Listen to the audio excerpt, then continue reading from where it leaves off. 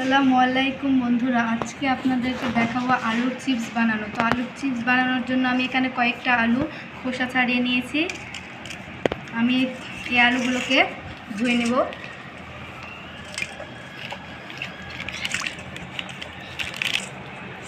আলুগুলোকে ভালো করে ধুয়ে তুলে নিচ্ছি।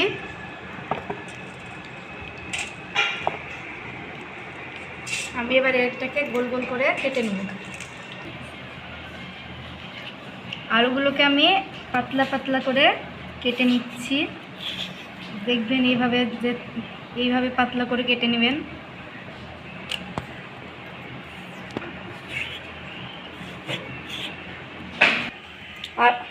আলুগুলোকে আমি কেটে নিয়েছি পাতলা পাতলা করে। এবার আমি আরেকবার ধুয়ে নেব। ভালো করে ধুয়ে নিতে হবে।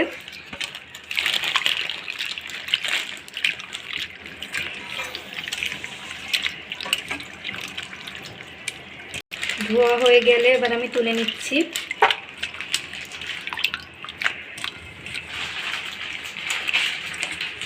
এবার আমি গরম পানিতে আলুটাকে ভালো করে সেদ্ধ করে নেব।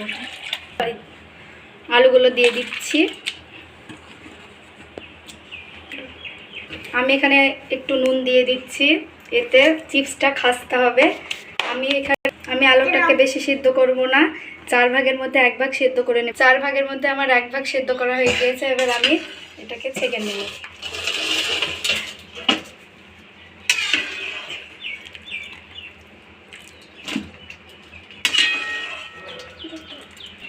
এবার আমি এটাকে সুতির কাপড়ে ঢেলে নেব।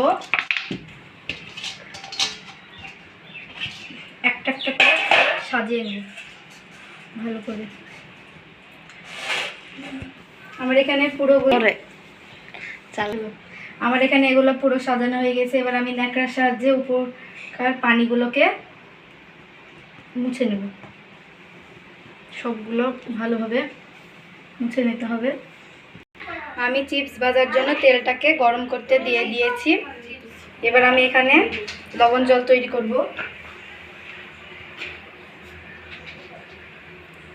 পরিমাণ মতো নুন দিয়ে দিচ্ছি।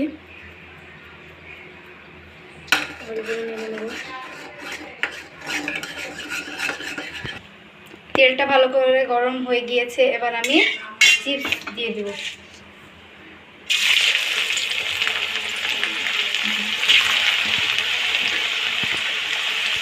2 চামচ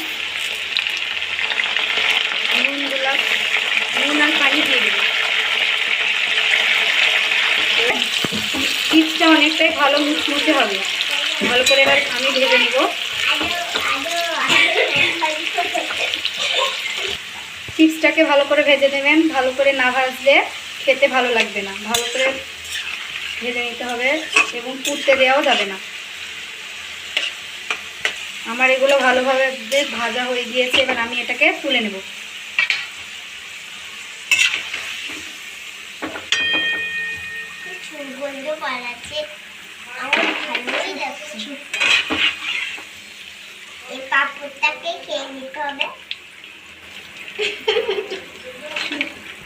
আমি আবার দিয়ে দিচ্ছি। এবার আমি নুন জল দিয়ে দেব 2 চামচ। আমার এটাও ভাজা হয়ে গিয়েছে ভালোভাবে। আমি এটা তুলে নিচ্ছি।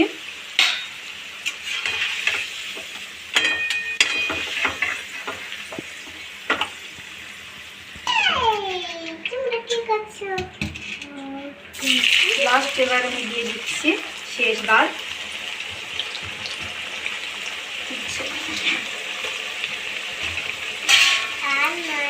পানিটা দিয়ে দিচ্ছি। একটু বেশি দিলাম। লাস্ট বারের মতো আমাদের ভাজা কমপ্লিট হয়ে গিয়েছে। এবার আমি এটা তুলে নেব।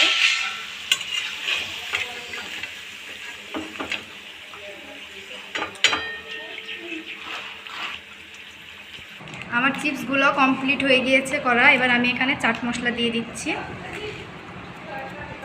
বাড়িতে চাট মশলা না থাকলে জলজিরাও দিতে পারেন বা পুদিনা পাতা ভেজেও দিতে পারেন।